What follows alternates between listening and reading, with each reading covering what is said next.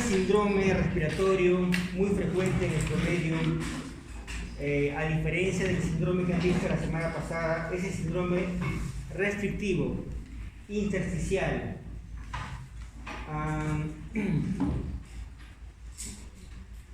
Cuando hablamos del síndrome restrictivo intersticial nos referimos también a lo que es la fibrosis intersticial. Es un grupo grande de patologías, a diferencia de los problemas que han visto la semana pasada. ¿La semana pasada qué tema vieron?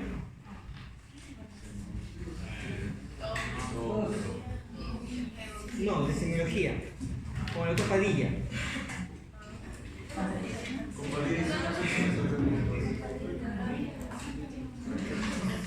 ¿Llegaron a ver los problemas de flujo aéreo?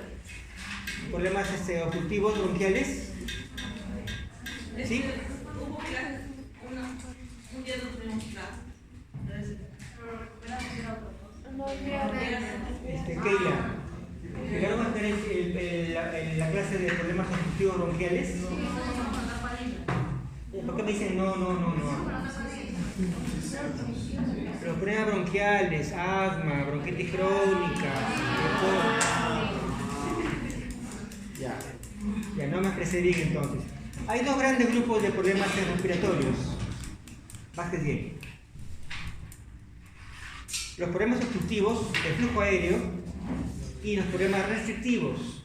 Los problemas restrictivos, a diferencia de los obstructivos, no son tanto de flujo de aire que ingresa, sino es de problemas de la expansión pulmonar o de la ampliación pulmonar, sea por un problema propio parenquimal del pulmón que está dañado o lesionado, que se reemplaza por una fibrosis, tejido cicatrizal, o por un problema, como dicen, anatómico, de caja torácica. En esos casos el problema no es tanto el aspecto bronquial, sino el aspecto intersticial, muy diferente. Hablamos entonces de las enfermedades pulmonares restrictivas. Entonces, cuando hablamos de las patologías restrictivas, nos referimos a las enfermedades que hacen que el pulmón no pueda expandirse, que sea incapaz de inhalar o de inspirar o de hacer ingresar el aire. Como dice ahí, el factor principal es la inhabilidad del pulmón de expandirse. ¿Se acuerdan cómo era el pulmón del paciente bronquítico o bronquítico crónico? ¿O el pulmón del enfisema?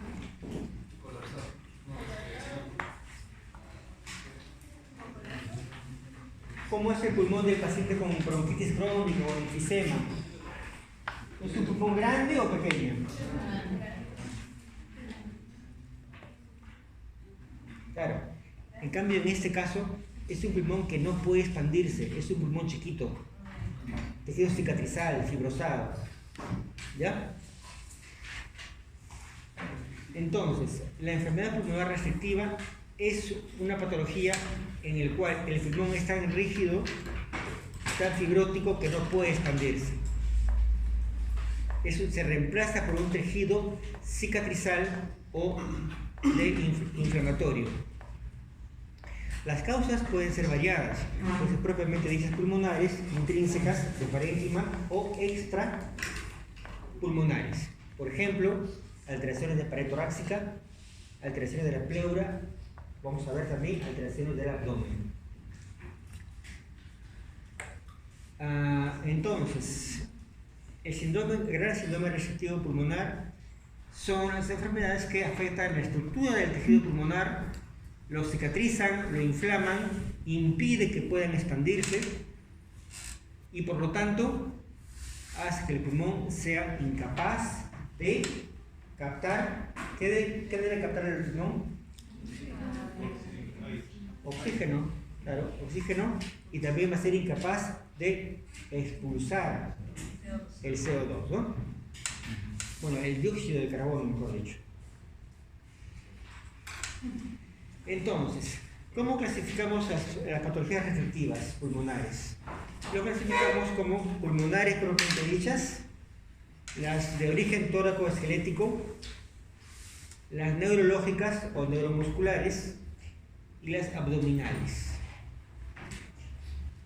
En general, todas las que nos provocan patologías restrictivas intersticiales. A ver, ¿quién nos ayuda a decir patología? En la fibrosis pulmonar, las paredes de los alvéolos se inflaman y el tejido conjuntivo que soporta dichas paredes sufre un proceso de fibrosis, a modo de una cicatriz que aumenta progresivamente. Ya. Miren, a ver, un recuerdo de anatomía o de histología. El parénquima pulmonar, ¿cómo está su estructura? ¿Cómo es? ¿Qué hay en el parénquima pulmonar? Neumocito. ¿Ah? Neumocito. Claro, neumocitos. ¿Qué más? El parénquima, ¿qué vemos ahí? Bronquios. Bronquiolos. Grandes, medianos, pequeños. Conductos alveolares. ¿Cómo se llaman los más chiquitos? Bronquiolos. ¿Y de ahí qué viene? Conductos alveolares. Los alvéolos. Ya. De los alvéolos, ¿qué más veremos en el pulmón? ¿El alvéolo con qué se comunica? En vasos sanguíneos. Capilares. Claro, muy bien. Con los capilares. Alvéolo y su capilar alrededor. ¿Sí? Si no hubiera pasaje pues, del oxígeno, de la hemoglobina oxigenada hacia el capilar. Arteriolar. ¿Cierto? Pero entre el alvéolo y el vaso sanguíneo, ¿qué cosa hay? Y alrededor de todo el pulmón, el intersticio. El intersticio es como un esqueleto del pulmón. Es por eso que decimos que es difusa, porque esa patología afecta todo el intersticio. Entre el alvéolo y capilar hay un tejido intersticial, pero ¿de qué origen? ¿Ah, ya histología? Tejido conectivo conjuntivo. Muy bien, tejido conectivo. Es por eso que siempre en las patologías intersticiales vemos que casi todo el pulmón está afectado. No solamente una parte, no es el bronquio, no es una neumonía, es todo el pulmón que está afectado. Se cicatriza. ¿Ya? ¿Más claro? Entonces, se reemplaza el tejido normal funcionante por un tejido fibroso, una cicatriz. Aquí está. El alvéolo es elástico, pero debe distenderse, ¿no? Y expulsar el oxígeno, ¿verdad? En la respiración. El intercambio gaseoso. Pero cuando el intersticio, todo lo que rodea, ¿no?, está alterado, ese pasaje no va a funcionar adecuadamente. El intercambio va a estar alterado. A ver, Joshua. Causas intrínsecas. Enfermedad intersticial crónica idiopática. Ejemplos: fibrosis intersticial. Síndrome post-radiación. Abestosis causada por la exposición prolongada al polvo de amianto. Ciertos medicamentos como la amiodarona, bleomicina y metotrexato. Como consecuencia de artritis reumatoide, síndrome de dificultad respiratoria aguda, síndrome de dificultad respiratoria infantil o síndrome del recién nacido. Ya, en nuestro medio, yo diría que las causas más frecuentes de las patologías restrictivas, propiamente dichas pulmonares, es la fibrosis intersticial y la abestosis o también llamada silicosis. Es la enfermedad ¿de qué grupo ocupacional? Los mineros. Claro, muy bien. Acá al instante me lo han dicho, ya se han demorado como media hora en decirlo. La silicosis, la abestosis, la aspiración de polvos orgánicos o inorgánicos, ¿no? De los mineros. No solamente los mineros, también el contacto con humo. ¿Qué tipo de humo?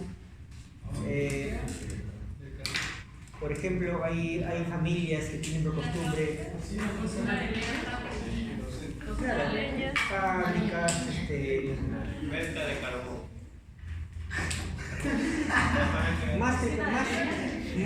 muy bien. La cocina a leña, la famosa cocina a leña. El humo de la cocina a leña es más letal que del carbón, porque ese humo se pega ahí, en el parénquima pulmonar, y ocasiona problemas intersticiales, asbestosis, silicosis, o vamos a ver cómo. Ya, entonces, entre las causas fuera del parénquima vemos problemas de la pleura, problemas diafragmáticos, problemas neuromusculares. Entonces, la esclerosis intersticial es el reemplazo del tejido parenquimal sano por un tejido fibroso. Es frecuente. A ver, lee esta última parte. ¿Esa última? Sí. Después de 5 años del primer diagnóstico, solo un 20% de los pacientes con fibrosis pulmonar siguen vivos. Yo diría que un porcentaje menor. Una vez que diagnosticamos un paciente con fibrosis, el pronóstico de vida, en promedio, 3 a 5 años en nuestro medio. Fibrosis pulmonar, mal pronóstico a largo plazo y mediano plazo. A pesar de los avances tecnológicos, del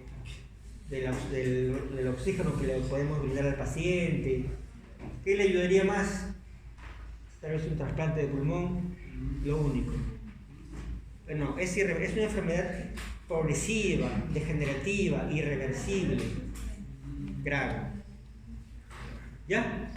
Las causas, como ya dijeron, a ver, lee fuerte. Como la exposición a largo plazo a una serie de productos tóxicos como amianto, asbestosis. Los tratamientos de radiación, específicamente la radioterapia para el cáncer de pulmón o de mama. Medicamentos. Los medicamentos de quimioterapia como el metotrexano y el ciclofosfamida también pueden dañar el tejido pulmonar. Medicamentos para el corazón como amiodarona, cordarone, nexterone, o propanolol, pueden dañar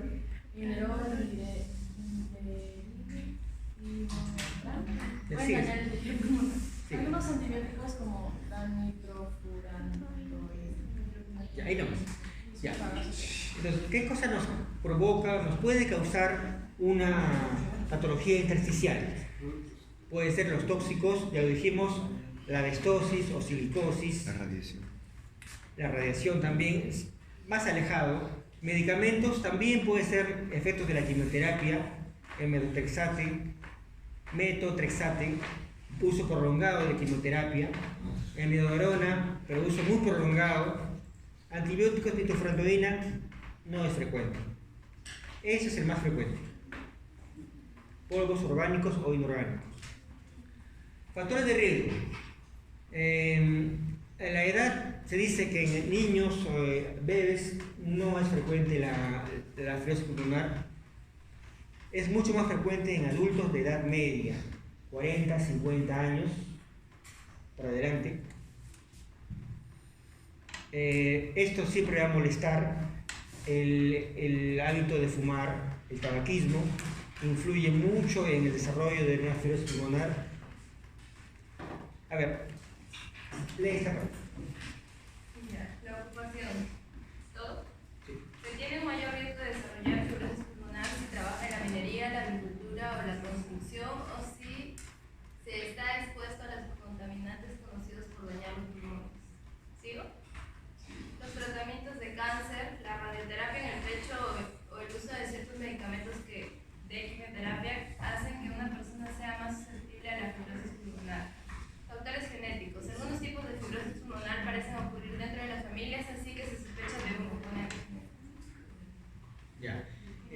cuando hagamos una historia de un paciente que sospechamos que tiene un problema pulmonar restrictivo o intersticial, le preguntaremos, bueno, vemos la edad, bueno, 50 años justo, le preguntamos, ¿a qué se ha dedicado usted en toda su vida? O 20 años, 30 años. Nos dice el paciente, doctor, 30 años he trabajado en una fábrica de metales. O 30 años he trabajado en una mina. La ocupación influye entonces, la minería, la construcción también, el polvo del cemento, la cal. Eso se pega en los pulmones y se adhiere y ocasiona una fibrosis intersticial. El tabaquismo, ¿cuántos de acá fuman?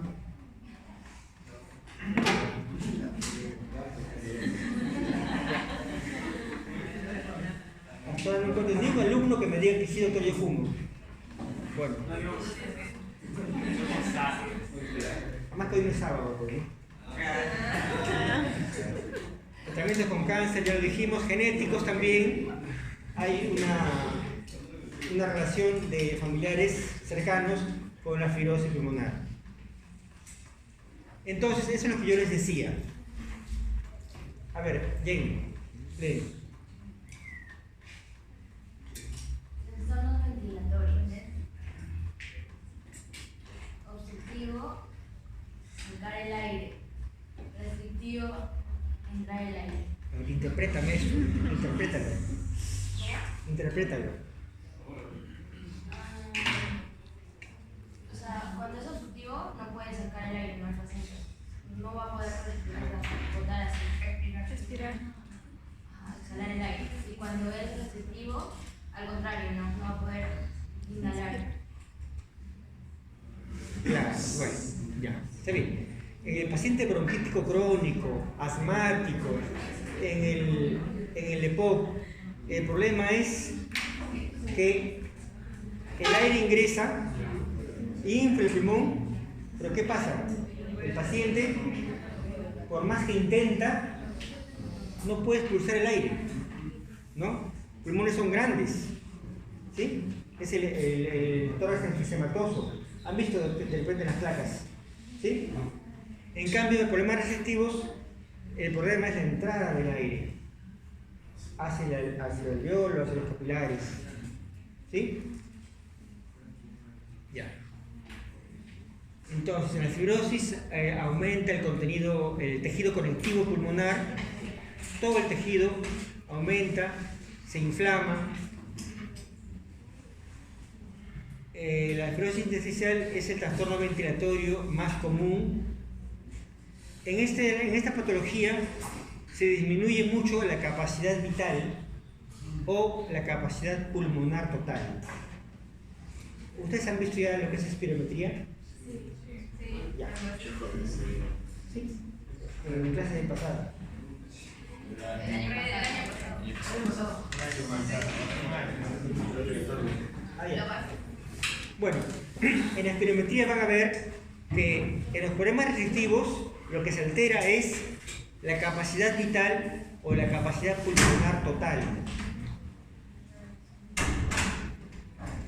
Ya, después lo vamos a explicar mejor. Bueno, empezamos con las causas que ocasionan un problema intersticial. A ver, léanos. Bueno, clasificación de las enfermedades intersticiales pulmonares, idiopáticas, fibrosis pulmonar idiopática, neumonía intersticial aguda, neumonía intersticial específica, bronquiolitis respiratoria con enfermedad pulmonar intersticial, neumonía intersticial descamativa, neumonía realizada criptogenética, neumonía intersticial Acá hay un término que se lo deben de grabar siempre, porque se usa mucho actualmente para definir un problema intersticial o restrictivo, que son los ¿leen? ¿Qué es el EPIC? A diferencia del EPOC.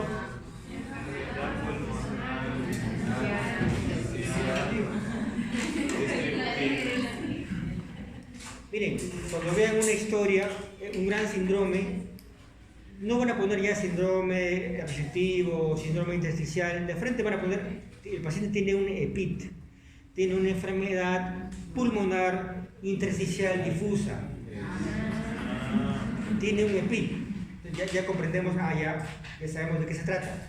A diferencia de los EPOC, que estoy seguro que lo han visto con el doctor Padilla la clase pasada.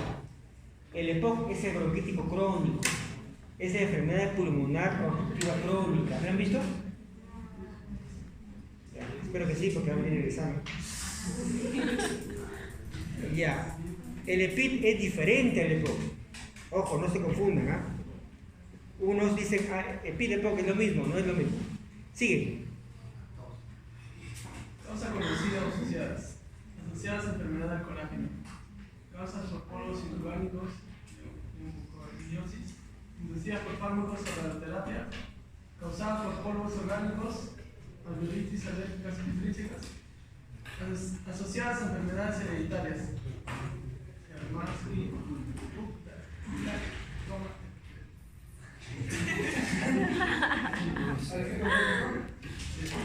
Primarias asociadas a otros procesos no bioquímicos.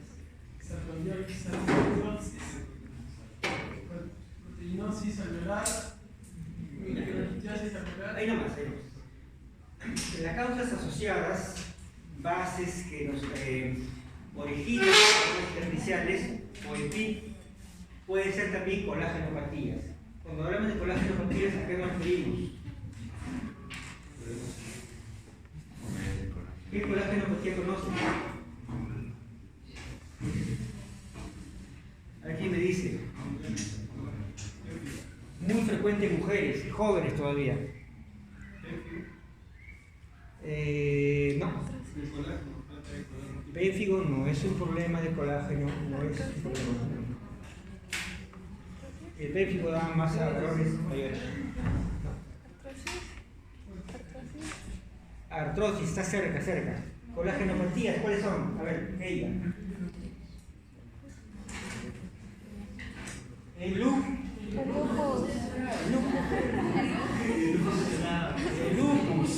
muy frecuente en mujeres jóvenes, lamentablemente. La esclerodermia, también. Todos los tejidos del cuerpo se fibrosan, se encogen, se pegan al cuerpo, incluyendo lamentablemente al pulmón también. Se forma un tejido cicatrizal, fibroso, se achica el pulmón. En el lupus, en la esclerodermia, ya. Y acá lo que mencionó, idiopáticas, ya, el EPIT, ya. Claro, los polvos orgánicos o inorgánicos también. Ya, y seguimos. Entonces, en general, los problemas digestivos son ocasionados por el mismo parénquima o por las parenquimatosas. A ver, ayúdame a leer.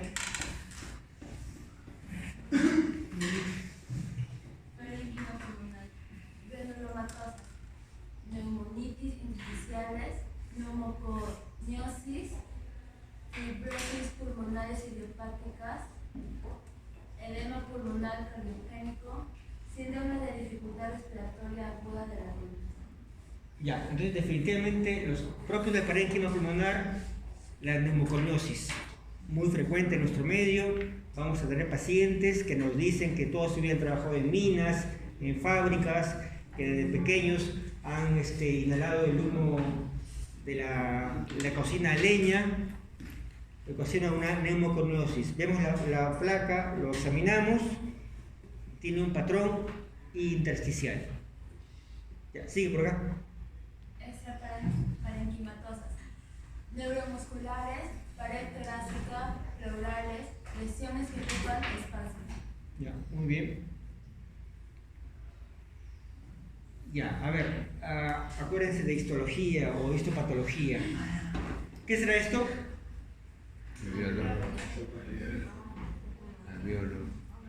El alveolo, ¿no?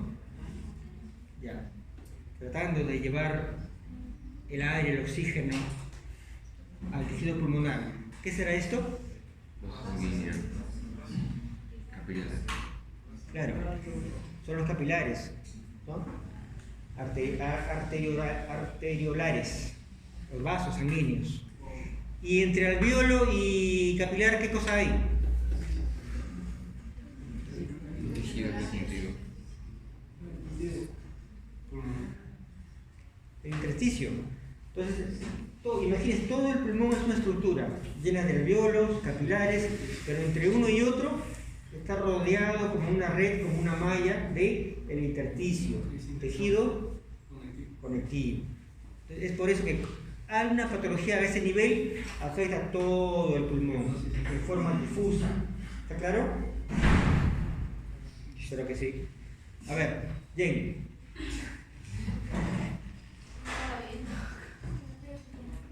El intersticio es el tejido que constituye el soporte del pulmón, como la trama de una esponja, a través del cual se realiza el intercambio para oxigenar la sangre desde los alvéolos y luego distribuirlo al resto del organismo. Muy bien, es un tejido que es el soporte del pulmón, es como una malla, como la trama de una esponja, dice. ¿Ya?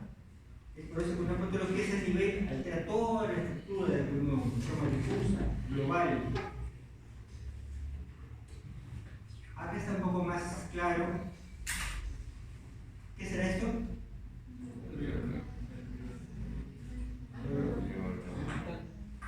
¿El de acá? ¿Por acá?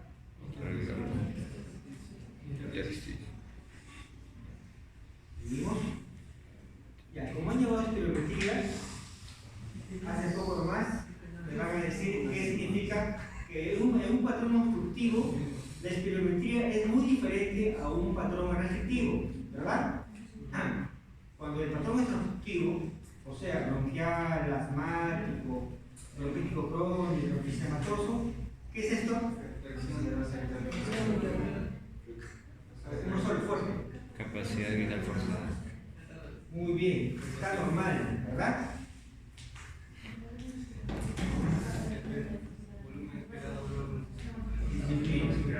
A diferencia del patrón receptivo. En el patrón receptivo, ¿qué es acá? ¿Lee?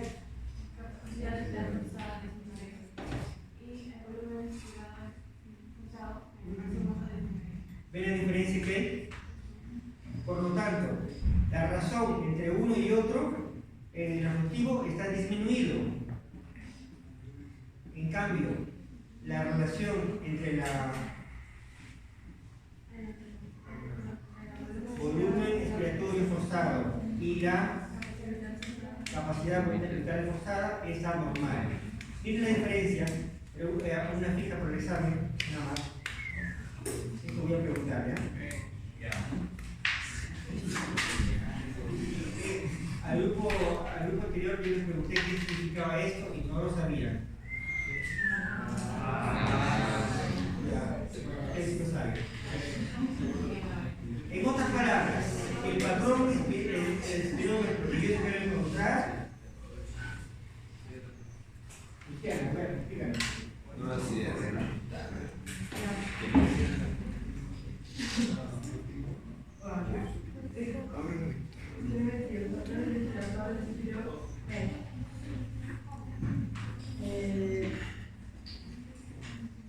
Nesta questão estrutura teremos el FEF, bajo y el simplificado más aumentado. Ya cuando tenemos la frecuencia, el volumen alto, el volumen está elevado o disminuido, y el volumen está solo bajo. Y frecuencia inspiratória está bajo, obstrutivo, y el volumen está elevado abajo. Bueno, grábense esto, por favor. La diferencia que hay entre el patrón respiratorio y según espirometría. Ya, seguimos. En otras palabras, los problemas digestivos se caracterizan porque la espirometría, la capacidad vital forzada o la capacidad pulmonar total está aumentada o disminuida. Muy disminuida. Y el cociente entre la FEB y la FBC es normal. Punto. ¿Ya quedó grabado? Sí. Historia clínica. Cuando tenemos un paciente entonces que sospechamos un problema pulmonar restrictivo, le preguntamos si está entre los 20 y 40 años, sospechamos de una EPIC, sospechamos de una colágenopatía, pacientes jóvenes, 20, 40 años. En cambio, la fibrosis pulmonar idiopática se suele diagnosticar en la edad media, a los 50 años más o menos.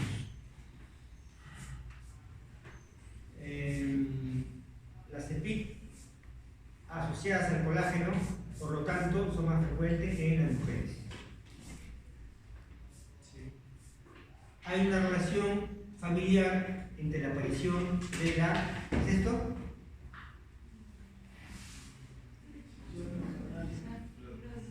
Un paciente que tiene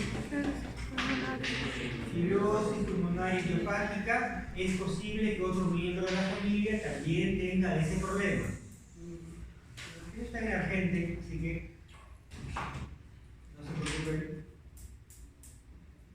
Ya. Este problema, ya déjelo de una vez. Molestando esto. En los EPIC, en los EPOC,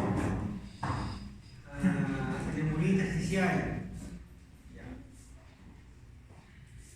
Y le preguntamos al paciente sus trabajos anteriores, su ocupación. A ver, el fósil. Historia ocupacional y laboral. La exposición a agentes orgánicos es causa de colitis alérgica extrínseca y la exposición de polvos inorgánicos de neumoniosis. La amnesia laboral debe ser extensa, incluir las actividades laborales y respecto a ellas, en especial la presencia de polvo inorgánico, así como la fecha en que tuvo lugar la exposición y la duración de esta. Deben consignarse todas las actividades laborales en orden cronológico. Muy bien, le preguntamos entonces al paciente si ha habido contacto con polvos orgánicos, inorgánicos, alguna alérgica, inorgánicos como el cemento, las minas, las fábricas, neumoniosis. Ya. Le preguntamos también si ha utilizado fármacos, ya sabemos cuáles son.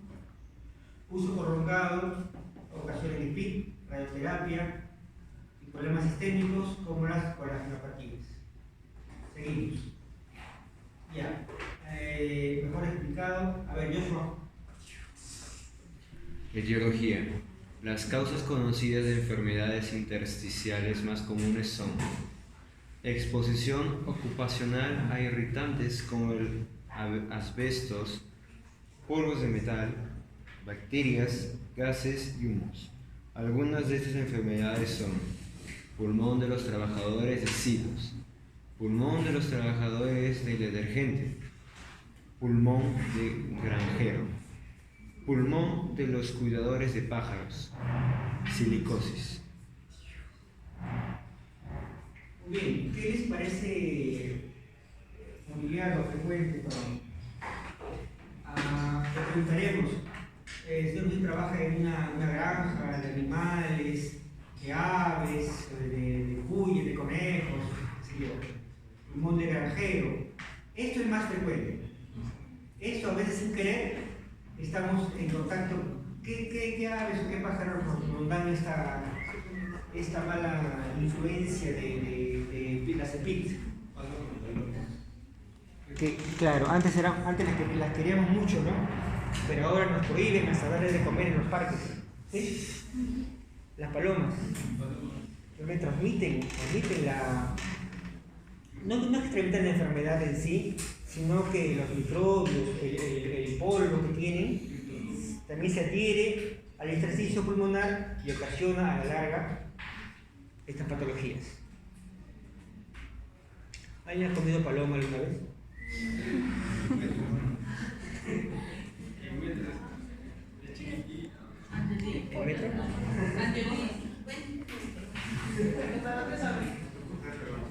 El pichón, ¿no?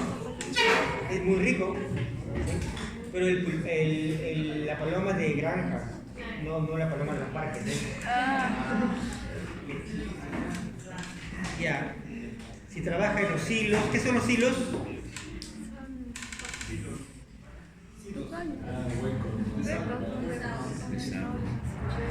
Ya, bueno, seguimos. Medicamentos, ya sabemos cuáles son, que pueden influir en la aparición de fibrosis pulmonar, las conagenopatías como el lupus, la esclerodermia, la artritis reumatoide también. ¿Ya? A ver, el último de la fila. El último de la fila.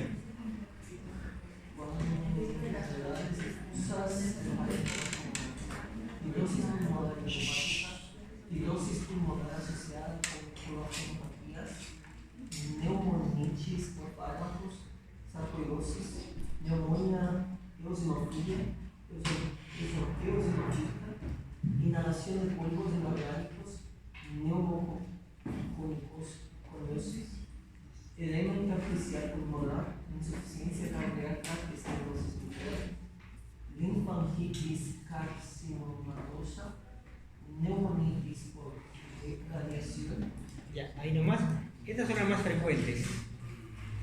La fibrosis pulmonar idiopática, la asociada a las conagenopatías, la neumonitis por fármacos, la sarcoidosis, la eosinofílica, los pacientes que están en contacto con la inhalación de polvos inorgánicos, neumoconiosis. Bueno, esto lo he sacado de la gente, así que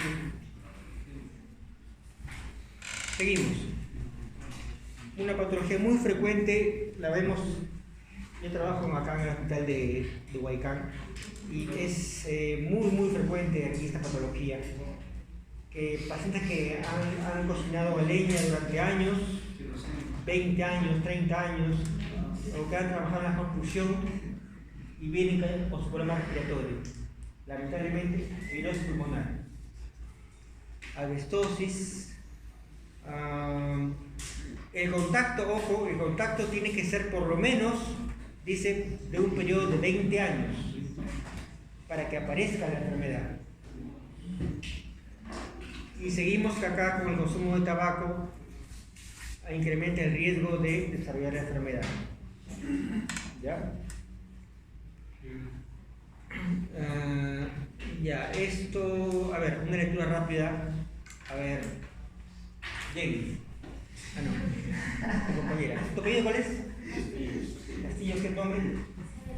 ¿Sabe? Fibrosis pulmonar idiopática. La fibrosis pulmonar idiopática es una enfermedad debilitante caracterizada por una progresiva cicatrización de los pulmones que dificulta cada vez más la respiración. Aproximadamente 128.000 personas de los Estados Unidos padecen fibrosis pulmonar idiopática y se estima que cada año se desarrollan 31.000 nuevos casos. La enfermedad tiende a afectar más a hombres que a mujeres y normalmente afecta a las personas de entre 50 y 70 años. Igual es aquí, igual es en el Perú. La prevalencia es más en hombres que en mujeres de esta edad, 50, 60 años, 70 años, pero últimamente se ve, ha aumentado el porcentaje de mujeres también. Bueno, ya. Sigue. Castillo. Causas: exposición en el trabajo a polvo metálico o madera, fumar, infección viral o antecedentes familiares de fibrosis pulmonar.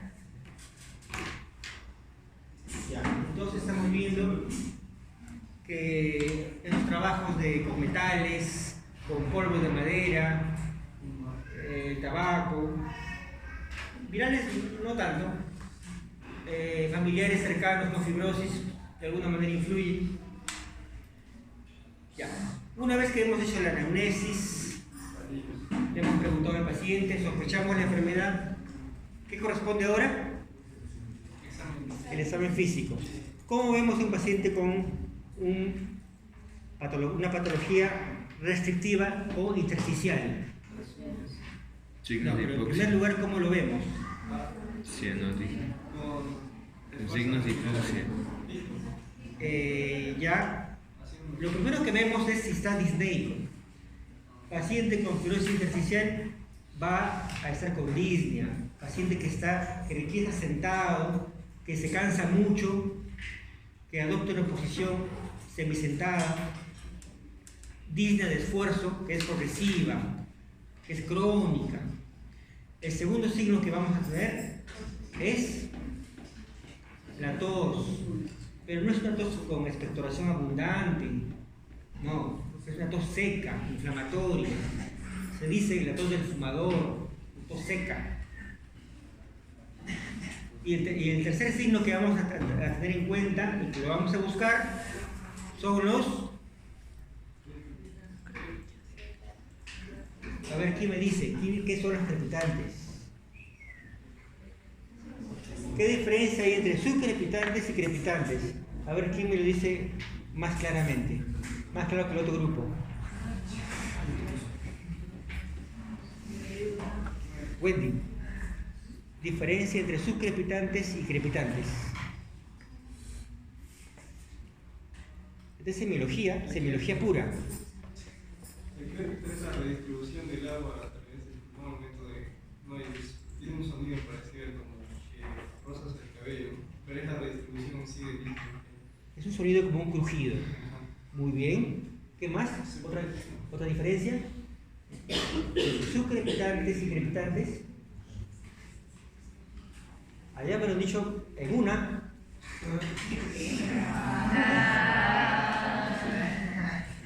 Así tengo que hablarles ahora para que me entiendan. Ya vamos, pues chicos, ya, pues subcrepitante y crepitante, diferencias, o son iguales. Después son iguales.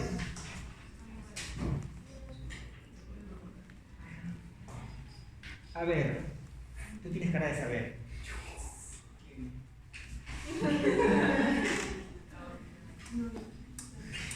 Dime algo que sea, pues. La constancia del sonido. ¿Ah? La constancia del sonido. La constancia, ¿cómo así? A ver. El tiempo, ¿Cuál varía y cuál no varía? Y el subcrepitante varía entonces. Muy bien. El subcrepitante puede variar, ¿sí? Según la posición, según el paciente que tosa, que se movilice, puede variar el subcrepitante. El crepitante no, está fijo ahí, está permanente ahí. Muy bien. Otra diferencia. Ya, muy bien. También, muy bien. Y se debe más que todo a secreciones también. El subcrepitante se debe a secreciones, más que todo a nivel de vía aérea. El crepitante no. Muy bien. ¿Otra diferencia más?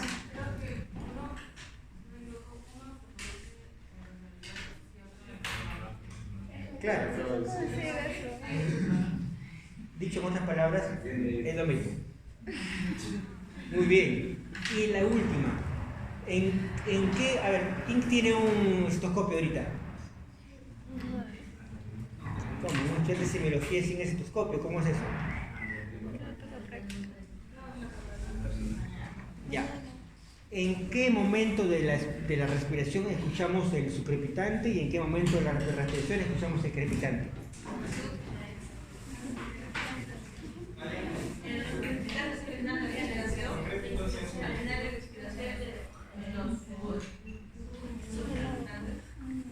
A ver, repítenos fuerte. Los subcrepitantes al final de la inspiración.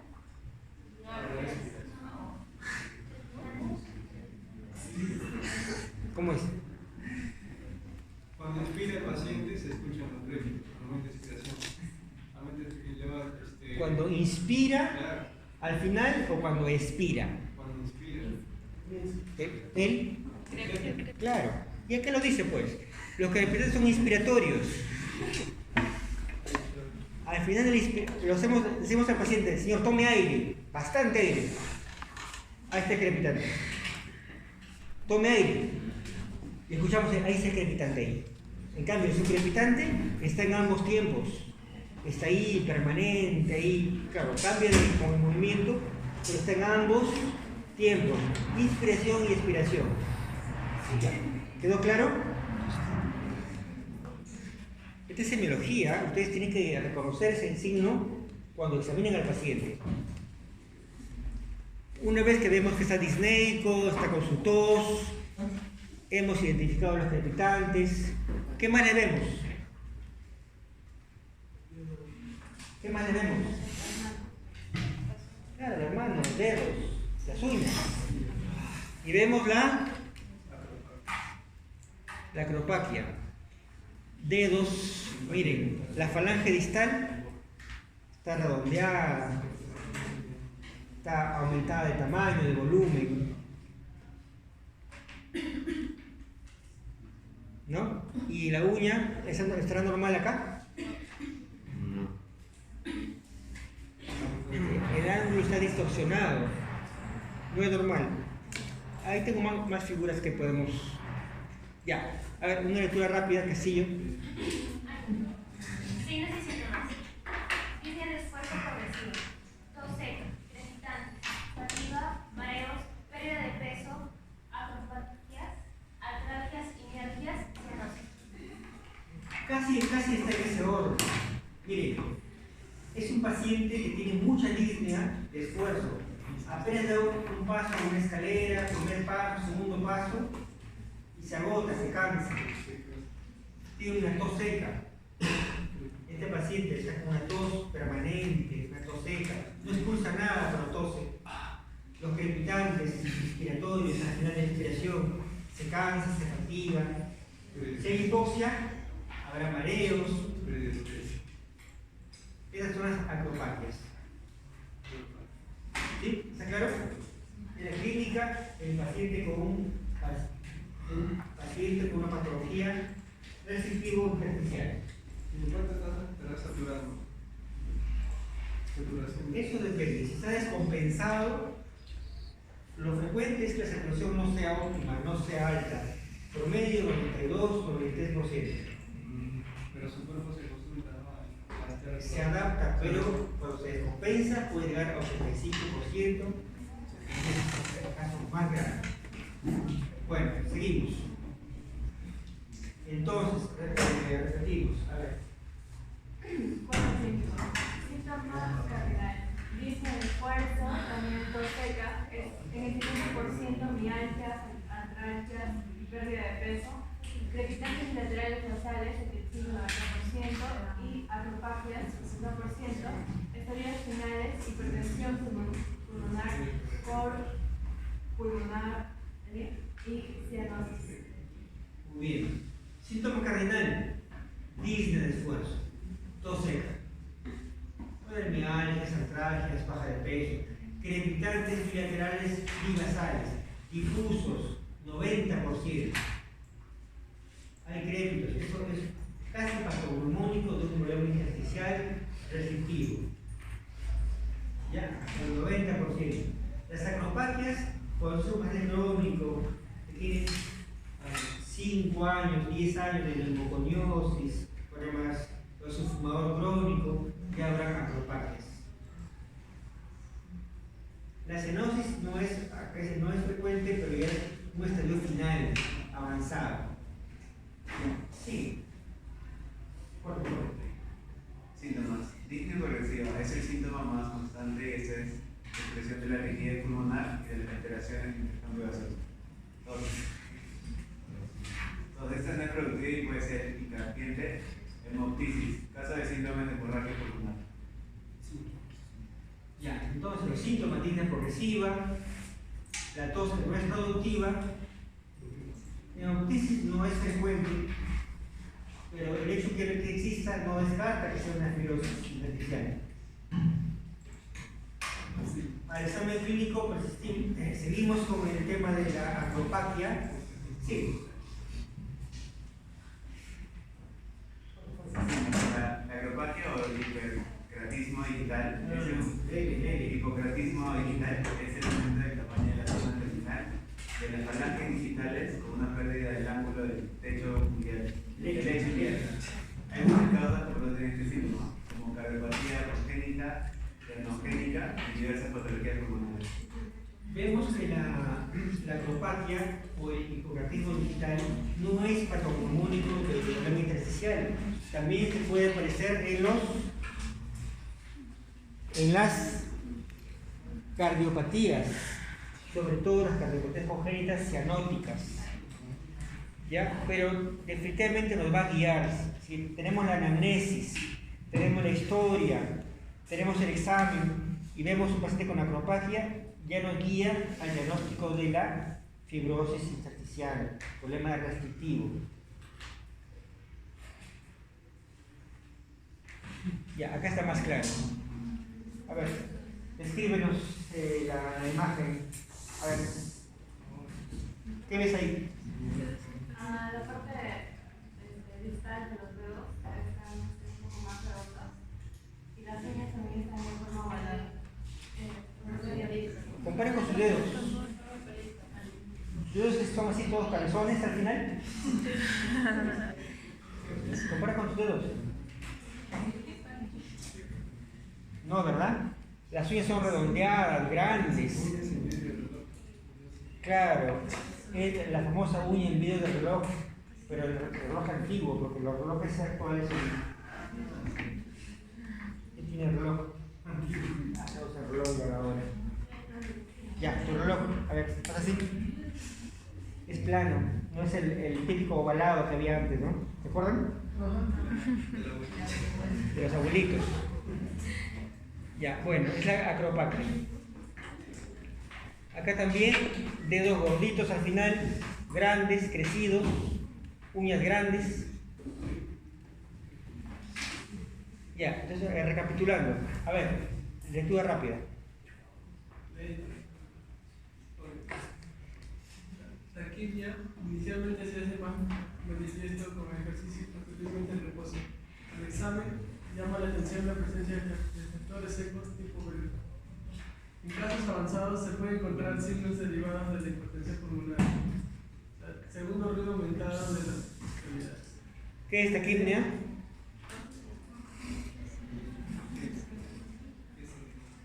¿Qué cosa era taquipnea?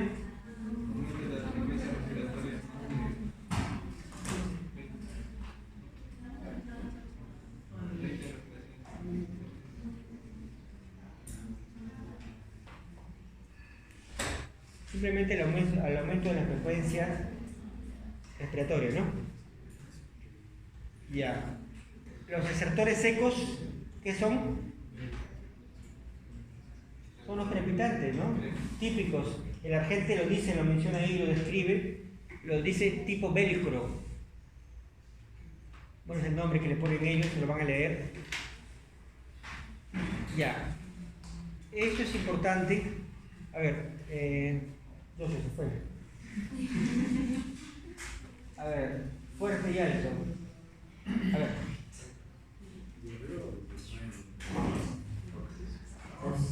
El dato semiológico relevante surge de la auscultación pulmonar por el hallazgo de receptores crepitantes tipo de timbre seco, ubicados en la fase inspiratoria inicial en el fin de la exhalación. Este sonido no puede ser diferenciado auscultatoriamente del producido por la insuficiencia cardíaca u otras condiciones, por lo cual, sin ser específico, resulta orientador, particularmente en el caso de la neumonía intersticial usual. Bien, muy bien. ¿Cuál es el dato clínico, semiológico, digamos, más importante de la auscultación? Es ya dijimos, es el crepitante. Es un estertor seco, fuerte, tipo velcro, inspiratorio, en la fase inspiratoria, al final de la expiración, ¿ve? No hay diferencia del crepitante pulmonar, en este caso, como el crepitante del problema cardíaco. El sonido es similar, pero la historia clínica que sacamos del paciente va a ser obviamente diferente. Los datos, por eso, de la anamnesis van a ser muy diferentes. A ver, Osorio, fuerte y alto. Exámenes complementarios.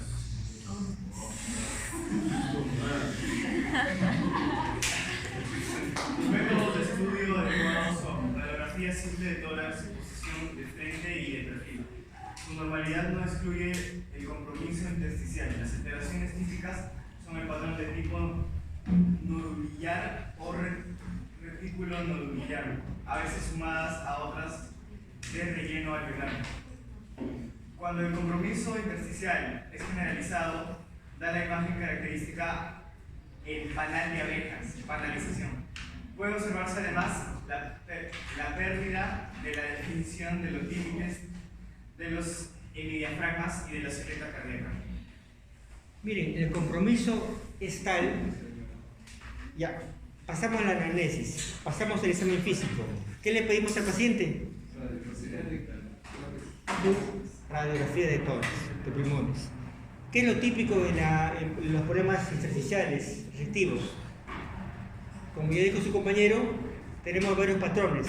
El patrón nodular o nodulillar o retículo nodular, o simplemente un patrón intersticial alveolar. Pero lo más típico en la fibrosis intersticial es el patrón, de repente el doctor Víctor González ya lo dijo, es el patrón en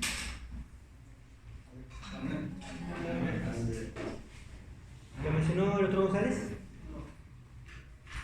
El panal de abejas, pues. ¿Ustedes han visto un panal de abejas? ¿Cómo es la estructura? Claro, una figura geométrica, ¿no? Como cubitos o hexágonos, así, y todo difuso, ¿no? El famoso patrón, el panal de abejas, es la panalización del tórax, del faríngeo.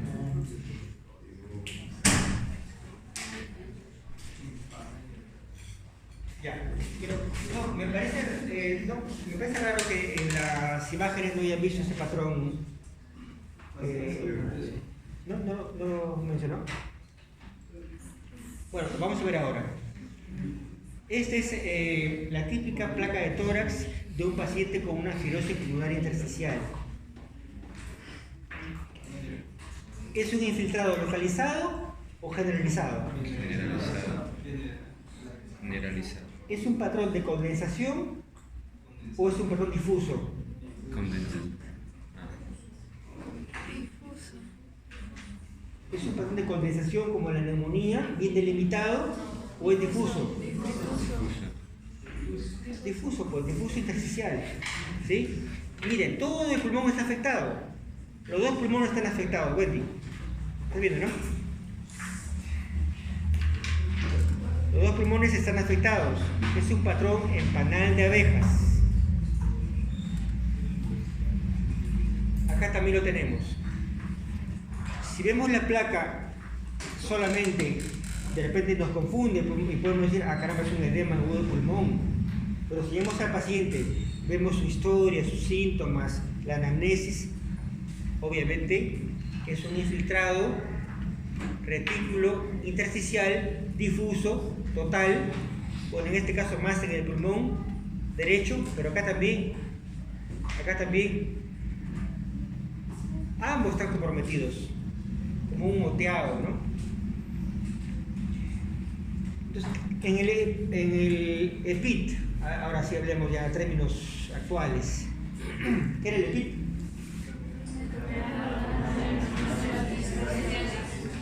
¿Qué patrones podemos encontrar en la radiología? Yo estoy seguro que el doctor González les ha dicho.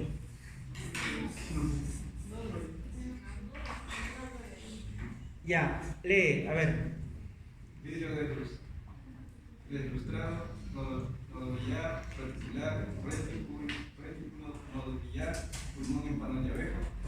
En algunas EPIs pueden causar un patrón alveolar, neumonía intersticial aguda, arteritis, alergia extrínseca, eosinofilia, trombas. Ya, los patrones en el EPIT pueden ser de vidrio deslustrado, dicen, o vidrio esmerilado. Lo van a ver así en sus libros, en la gente. Puede ser un patrón nodular también, un patrón reticular, un patrón retículo nodular, el pulmón en panal de abeja y el patrón alveolar. Bueno, los ejemplos pensaba que iban a tenerlos en las imágenes. Aún así, cuando todavía persiste la duda, le hacemos la anamnesis, lo examinamos, tenemos la placa de tórax, no nos da buenos datos el paciente y seguimos en duda, ¿a qué recurrimos? A una tomografía de alta resolución. No siempre está a la mano, no siempre lo vamos a conseguir. A ver. La tomografía axial computarizada torácica es más sensible que la radiografía de tórax para el estudio de las alteraciones del intersticio pulmonar. En el estudio de las enfermedades pulmonares intersticiales suele realizarse siempre la tomografía de alta resolución. Esta técnica permite la detección de la enfermedad en casos con radiografía de tórax normal. Además resulta útil para valorar la extensión de lesiones eritematosos y su naturaleza, ya que las imágenes reticulares son indicativas de fibrosis y las imágenes en vidrio de frustrado de inflamación. Bueno, definitivamente la tomografía axial computarizada de alta resolución es mucho más sensible, vamos a verlo con mayor detalle que una radiografía de tórax para estas patologías del intersticio pulmonar. Va a ser más clara, más específica, no siempre va a estar a la mano, pero es importante, es útil.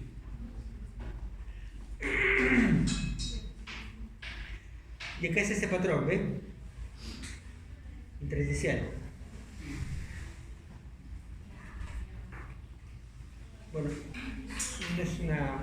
van a ver de repente mejores imágenes. A ver, Wendy. Patrón intersticial. Características. No existe broncoglama aéreo. Existe líneas que representan la afectación intersticial. Micronódulos de contorno nítidos. Tiene alasmación, es decir, a mantener sus bordes hasta que estén muy próximos. Disociación clínico-radiológica. Hay una sintomatología clínica con poca afectación en la radiografía simple. Imagen en panales reticulares o lineales. Ya. Es el típico patrón nodular. ¿Ven ahí los nodulitos? O bolitas redondeadas, chiquitas, abundantes. Implican todo el pulmón. Patrón nodular. Ya, no les pregunto si lo han visto en la clase de Rosa. ¿No vieron imágenes de radiografía? Sí, pero no esos patrones específicos de la fibrosis o de las enfermedades. Es algo genérico, es algo genérico. Patrón nodular, intersticial, han tenido que verlo. Es que hemos visto cómo ver una placa. A veces. ¿Cómo leerla? Concentración de la ¿Lo ves? Ah, ya, yo pensé que habían visto ejemplos de patologías. No. ¿Cómo ver una? Ah, bueno. Ya, ok. Patrón nodular entonces. Típico de la fibrosis intersticial. Problema restrictivo. Ya, la espirometría ustedes ya la conocen. Ya creo que en un curso la han llevado, ¿no? ¿Sí? Sí. Para recordar, bueno, sí. Ya, esto repetimos lo que ya dijimos ya lo dijimos, ¿no? La diferencia entre un problema obstructivo y un problema restrictivo. Grábenselo, lo voy a preguntar. Si lo grabaron. A ver, leen. Enfermedades restritivas. Enfermedades que se caracterizan por presentar en la espirometría una disminución de la capacidad vital frustrada, FVC, manteniendo inconsciente de F final normal. Ya, ok. Está bien.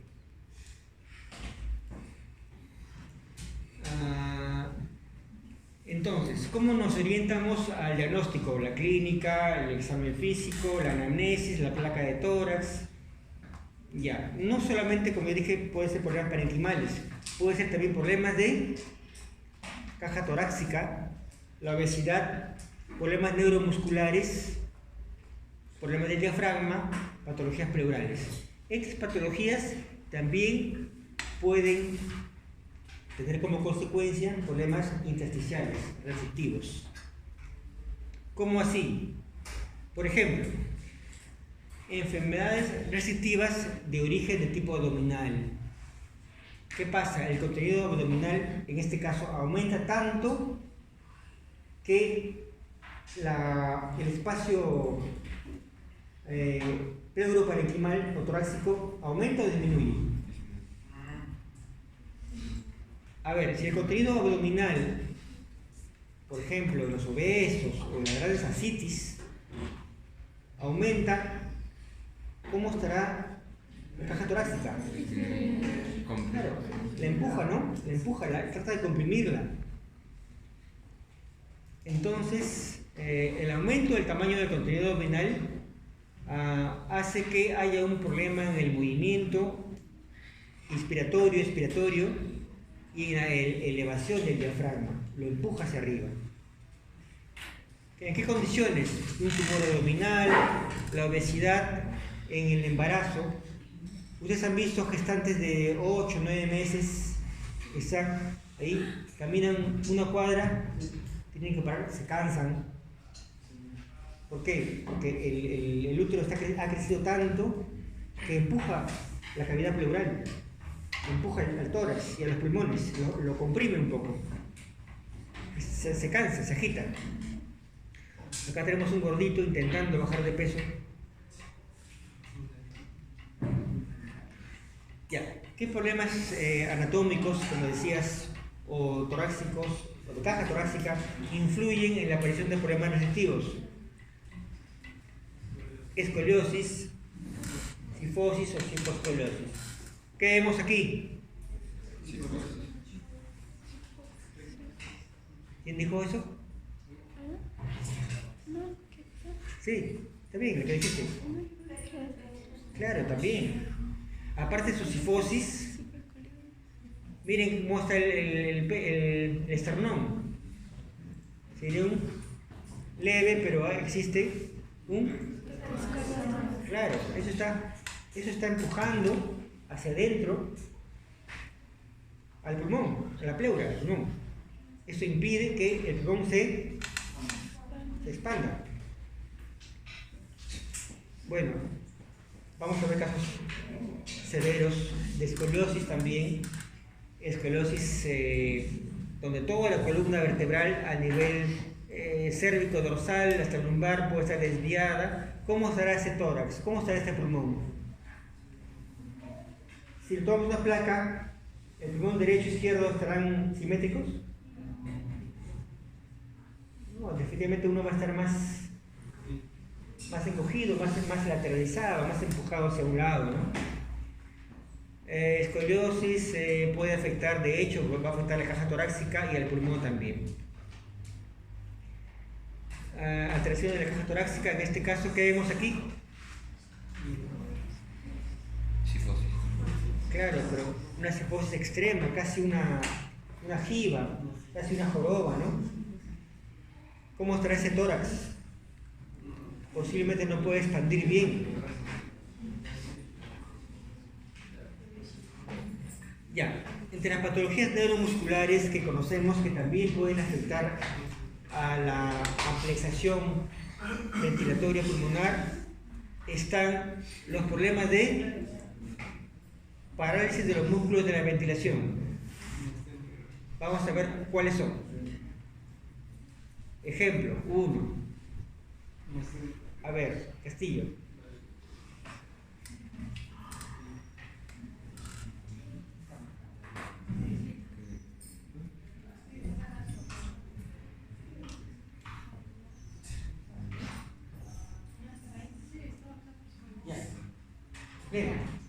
Esclerosis lateral amiotrófica. Esta enfermedad es restrictiva porque los músculos del pecho comienzan a fallar y la respiración se dificulta. El uso de un respirador puede ayudar, pero la mayoría de las personas con esta enfermedad fallecen por insuficiencia respiratoria. Ya, la esclerosis lateral amiotrófica es una enfermedad muy dramática. La placa mioneuronal está afectada. Por más impulso respiratorio que le demos, no se transmite a los músculos respiratorios. Entonces la respiración está en dificultad. Vete acá, ¿ya?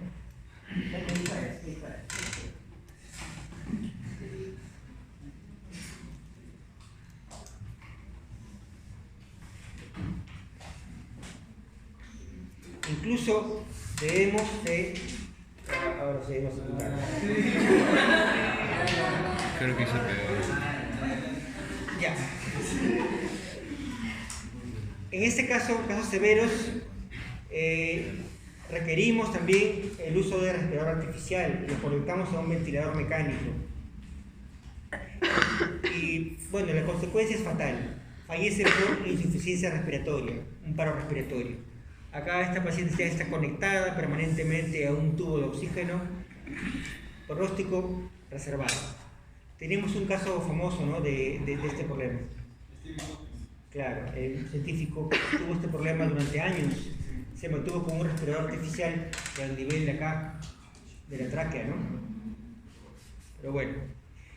La miastenia también es un problema de comunicación entre el sistema nervioso y el sistema muscular respiratorio. A ver, léenos. Miastenia gravis es una enfermedad que causa debilitamiento en los músculos que usted puede controlar. Este sucede por un problema en la comunicación entre sus nervios y sus músculos. Es más frecuente en mujeres. Es una enfermedad restrictiva porque se dificulta la respiración debido a la debilidad de los músculos de la pared torácica. Ya, muy bien. Hay una debilidad total de los músculos respiratorios. No hay una comunicación o una transmisión del impulso nervioso al músculo. Bueno, no es tema de hoy día de la fisiopatología. A ver, lee rápidamente. Normalmente, cuando los impulsos recorren el nervio y las terminaciones nerviosas, secretan una sustancia neurotransmisora llamada acetilcolina. En la miastenia gravis, los anticuerpos bloquean, alteran o destruyen los receptores de acetilcolina en la unión neuromuscular, lo cual evita que ocurra la contracción muscular. Ya, el problema de la miastenia gravis es que los receptores de la acetilcolina están alterados. Por lo tanto, no habrá una buena contracción muscular, no habrá una buena ventilación.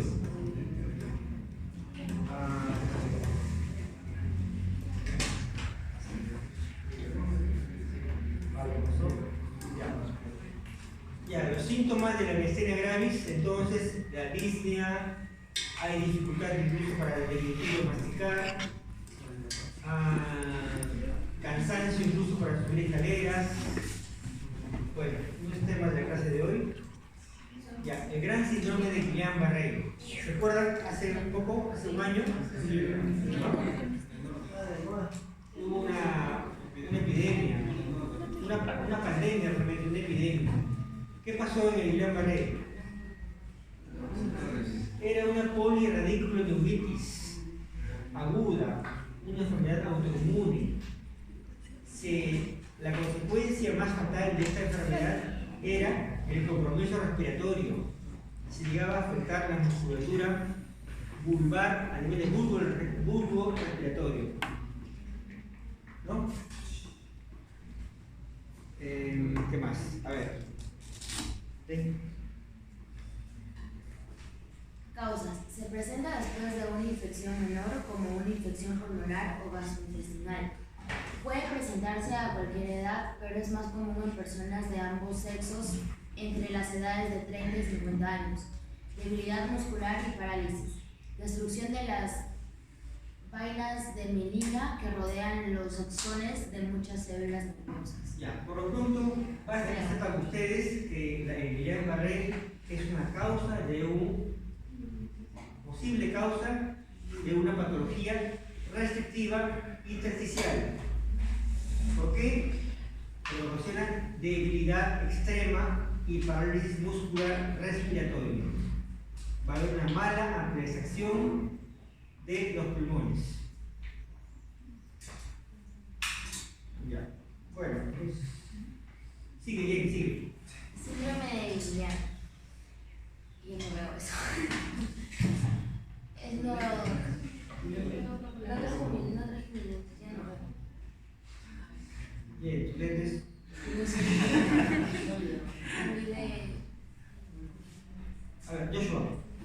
ayuda. Síndrome de Guillain es un trastorno que hace que el sistema inmunitario ataque al sistema nervioso periférico. En este síndrome puede ser necesario usar ventilador mecánico para ayudar a la respiración. Este paciente es Guillain-Barré conectado al ventilador mecánico. Bueno, en resumen, Joshua, rápido. Ya, Guillain-Barré, los músculos no se pueden utilizar en absoluto. Puede resultar difícil de respirar. La presión sanguínea y el pulso se ven afectados. El paciente se queda casi paralizado. Esta parálisis es mucho más grave cuando afecta a los músculos respiratorios. Hemos visto casos hace poco, el año pasado, se acuerdan de la epidemia. Seguimos.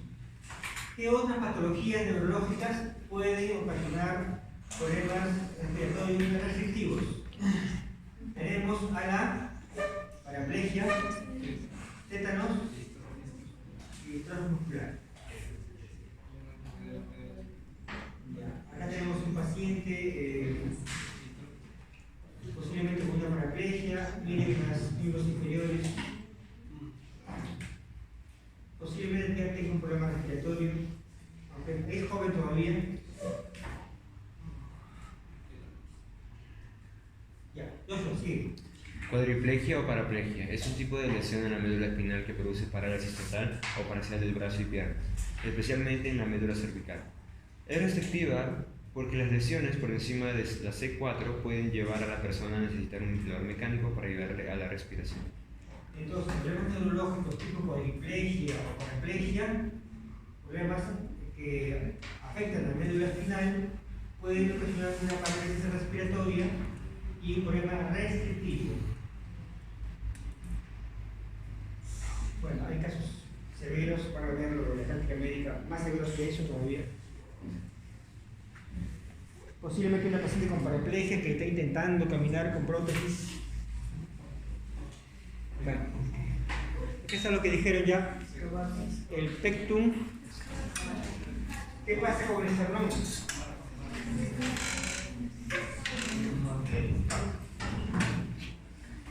Está comprimiendo al tórax, ¿verdad? Impide la ampliación de los pulmones. Una apariencia hundida o deprimida. A ver.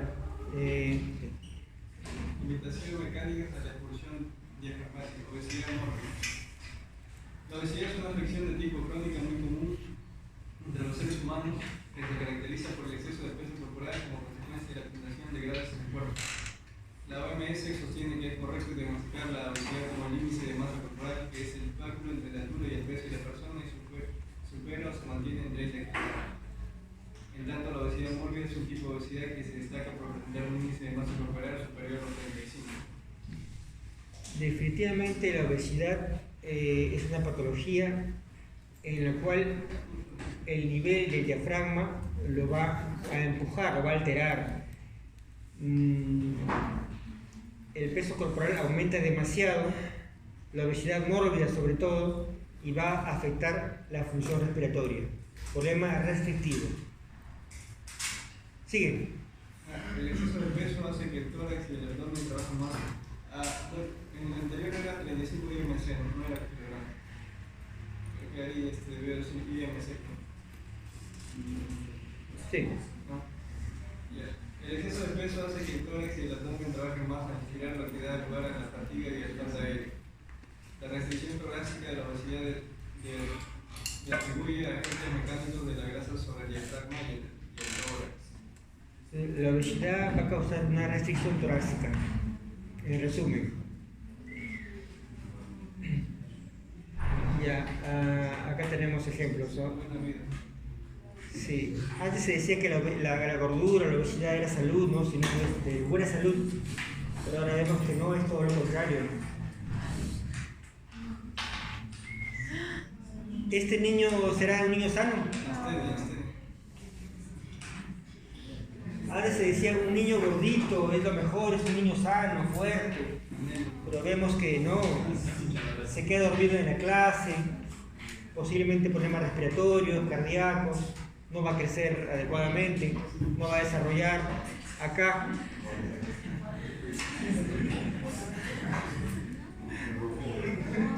Hace poco hubo un caso, ¿se acuerdan? En México, una paciente llegó a pesar 300 kilos. Definitivamente era un problema psicológico, porque no podía dejar de comer. Y comía kilos a cada hora, cada minuto.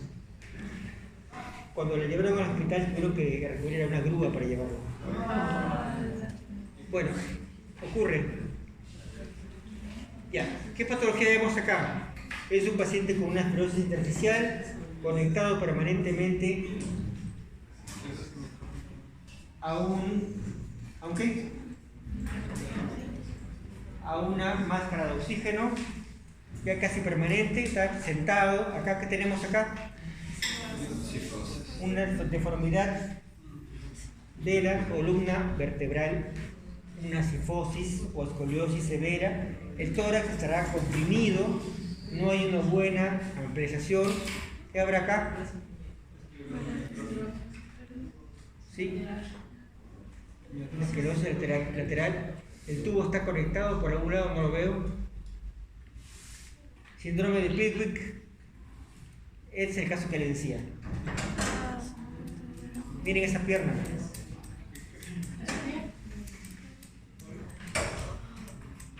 Algo extremo, ¿no?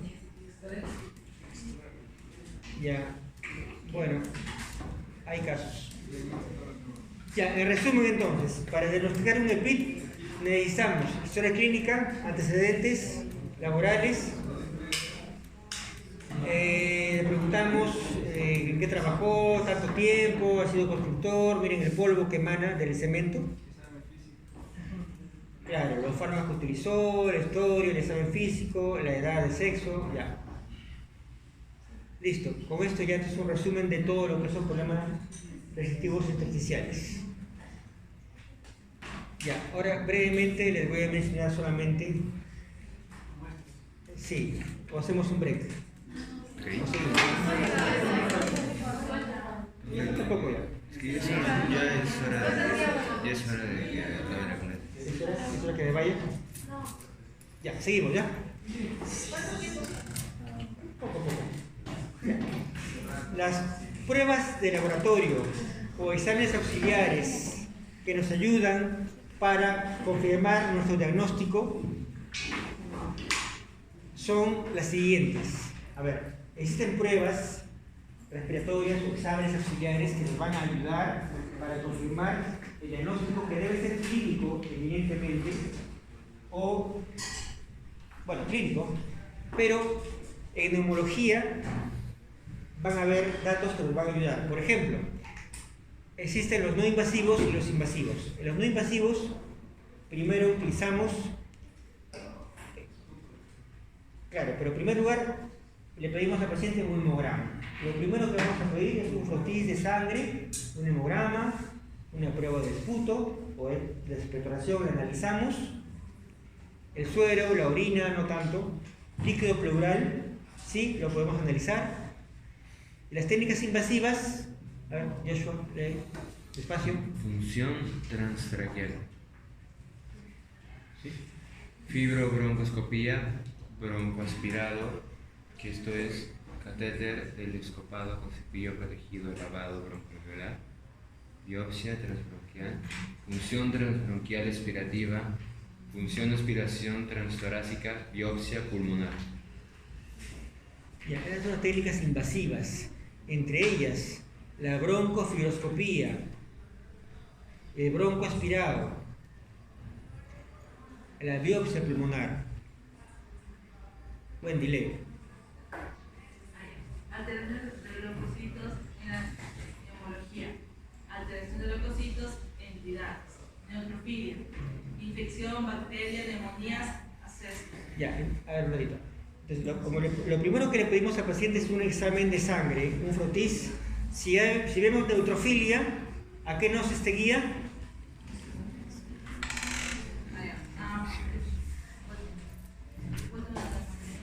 Lee. Infecciones bacterianas, neumonías, abscesos, empiemos, problemas infecciosos, bacterianos. Sigue. Si vemos eosinofilia, alergia, asma bronquial, parasitosis, síndrome de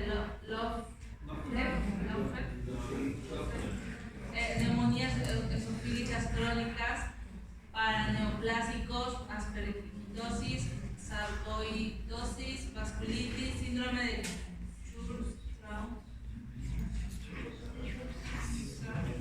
Sigue. Vasofilia, asma bronquial, sinusitis crónica, linfocitosis, tuberculosis, infección por citomegalovirus. Síntomas: megalovirus, estelar, leucemia, linfopenia, VIH, neoplasias, homenajes, tuberculosis, sarcoidosis, monocitosis, tuberculosis. Entonces, algunos datos en el hemograma nos pueden guiar a qué tipo de patología es. Por ejemplo, si vemos una gran neutrofilia, leucocitosis con neutrofilia, nos guía definitivamente a un proceso neumónico o absceso pulmonar.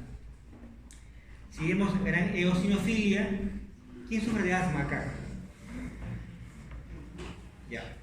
De repente te hacemos un examen de sangre y vemos que tus eosinófilos están un poquito aumentados. El asma, dicen algunos, es un tipo de alergia. Entonces los eosinófilos van a estar aumentados acá. ¿Qué era el síndrome de Lofer?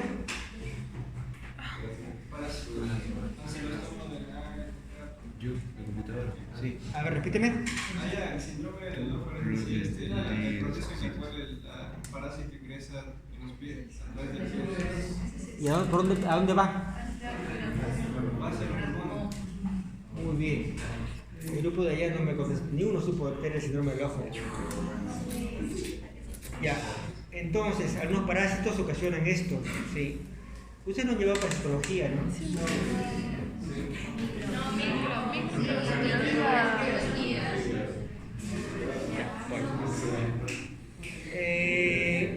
Linfopenia, típico de las HIV. Los pacientes con HIV tienen linfopenia. En la TBC hay linfocitosis. Ya, seguimos. Bueno, esto es breve. Ya. No, este es invasivo, esto lo vemos después. Ya. Entre las no invasivas, aparte del hemograma, tenemos que hacerle lo que se llama un hisopado faríngeo. Analizamos el exudado faríngeo. Para diagnosticar, agréguenos, fuerte. Utilidades: faringitis estreptocóquicas, faringitis por Neisseria gonorrhoeae, infecciones virales, limitantes, riesgo elevado de contaminación por flora oral. Entonces, ¿qué tenemos que hacer? Examinar la secreción que hay a nivel faríngeo o a nivel de amígdalas también. El exudado faríngeo nos guía a estas patologías. ¿O qué tipo de faringitis es? Siempre estreptococos o zonas atípicas también. ¿Cómo se hace? La técnica del hisopado, con un hisopo largo, más largo que el hisopo que conocemos, un hisopo largo, con bajalenguas, tratamos de recolectar a una muestra a nivel de amígdalas o de faringe. Tomamos la muestra, lo llevamos a analizar, con una lámina la ponemos y la mandamos al laboratorio. También que podemos realizar examen de esputo. A ver, Osorio. Esputo por expectoración espontánea, esputo inducido, aspirado braquial, lavado bronquialveolar, lavado bronquialveolar protegido, cepillado bronquial protegido. Para obtener la muestra de esputo hay dos tipos. El esputo espontáneo y el esputo inducido. Hacemos que el paciente tosa para conseguir la expectoración, la secreción. Sigue, Osorio.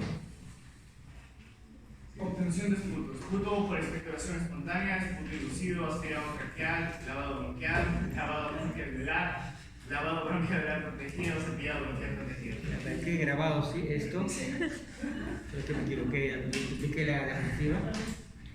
Ya. Eso les quería decir. Cuando el esputo es abundante, más de 500 cc por día, nos orienta a una patología de bronquitis crónica o bronquiectasia o un absceso.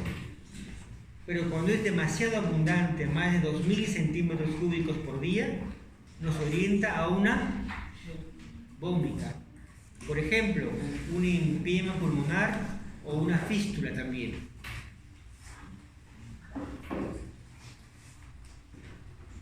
Ya, el laboratorio vamos a diferenciarlo según el color, si es algo blanquecino, transparente, la etiología mucosa. Amarillo es el pus purulento, amarillo verdoso, la bilis, una fístula hepatobronquial. Si es verdoso o azulado es por hongos. Si es rosado o espumoso es por edema pulmonar. Si es rojizo nos orienta a una hemoptisis o a un esputo hematoico. Si es el color herrumboso, ¿cómo se herrumbe? ¿Cómo es?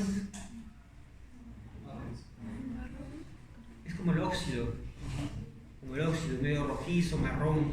Nos orienta a una neumonía. Si es pardo oscuro, a una cardiopatía crónica. Si es gris negruzco, ojo, si es gris negruzco nos orienta a una neumoconiosis. Pardo, gris negruzco, oscuro, neumoconiosis. Bueno, ya para terminar, a ver, Osorio, fuerte y alto. Ya, esputo. Inclusiones: pellejo de uva, quiste hidratílico, espirales de Bushman, asma, cristales de Charcot-Leyden, asma, tapones de Dietrich, tuberculosis, bronquiectasias, gangrena pulmonar, coágulos de fibrina, difteria, neumonía, restos de tejido, gangrena, tuberculosis, cáncer, neumolitos o cálculos, lesiones calcificadas, granos o usos de hongos, actinomitosis, cuerpos extraños, productos de aspiración. Ya, muy bien.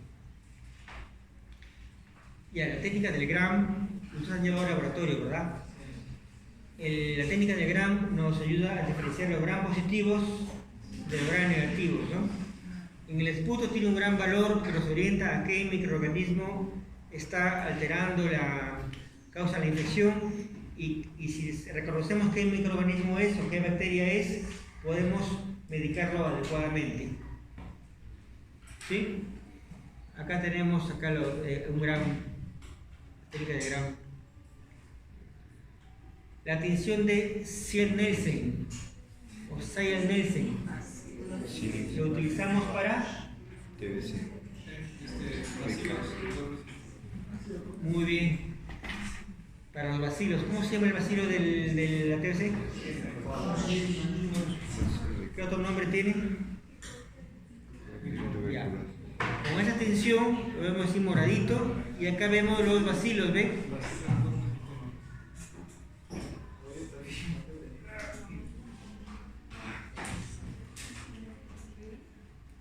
Ya. La serología también es útil. Bueno, los laboratorios que tienen esa capacidad de hacer serología, reacción antígeno-anticuerpo, más que todo la prueba de ELISA, fijación de complemento, nos orienta al diagnóstico de neumonías víricas o micoplasma, legionela, clamidia. Reacción antígeno-anticuerpo, pruebas serológicas. Y las técnicas invasivas, ya para terminar, ¿cuáles serán? Ya, eso sí, cuando sean internos ustedes lo van a realizar. No es complicado, es sencillo. Actualmente los internos de acá del hospital, yo trabajo en el Huaycáncer, ¿no? Ya, los internos están haciendo la toracocentesis con un AVOCAT grande, un catéter grande, largo, no tan largo, hasta con una aguja simple se puede realizar, pero gruesa, a nivel del tercio medio de la línea media axilar media, línea media axilar media, justo debajo de la escápula hay un espacio.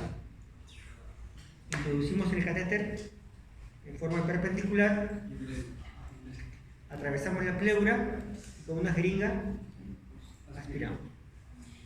En nuestro medio lo más frecuente es aspirar un líquido amarillo, citrino, no es pus, raro que encontremos pus. Pero bueno, la técnica es sencilla, no es complicada, pero es invasiva, sí. Hay que hacer la asepsia de la piel y introducir el catéter o la aguja. Bueno, acá está un poco más claro. A ver, ¿quién ve bien?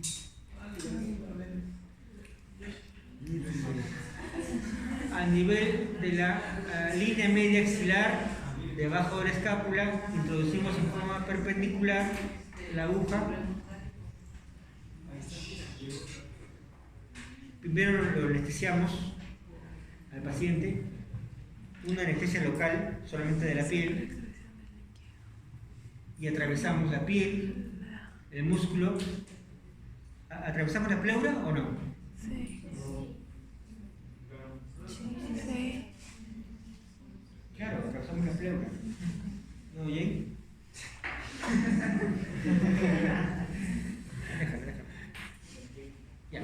Y la broncoscopía o la broncofiloscopía, técnica invasiva muy importante, y es campo del neumólogo, el especialista. Visualiza todo el árbol traqueobronquial. Se usa la fibra óptica. Es un tubo largo, color negro, flexible, que en el extremo tiene una camarita, ¿no? ¿Han visto? Y esa imagen la vemos en una pantalla. Joshua, léenos.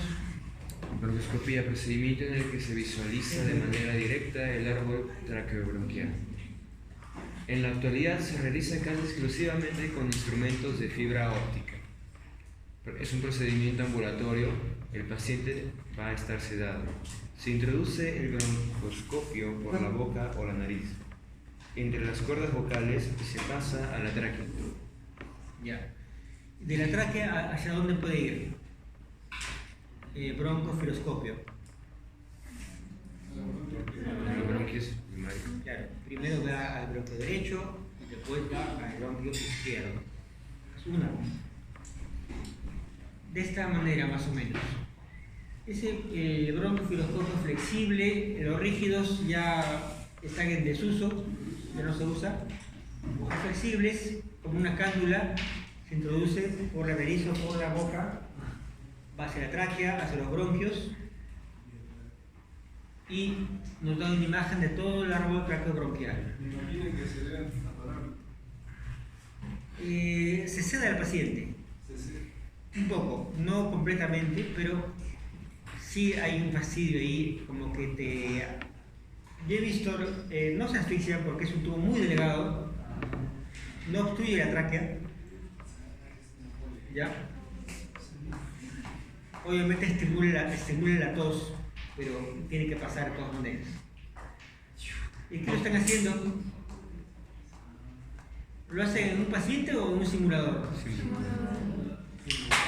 Ya, de repente ya va a ver eso acá también. Es un broncofiloscopio o un simulador. Han introducido y la imagen la ven aquí.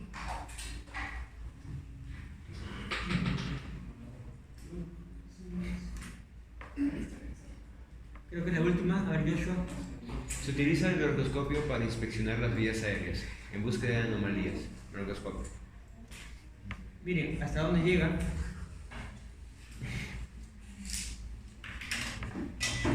Bronquio derecho, bronquio izquierdo, y con esto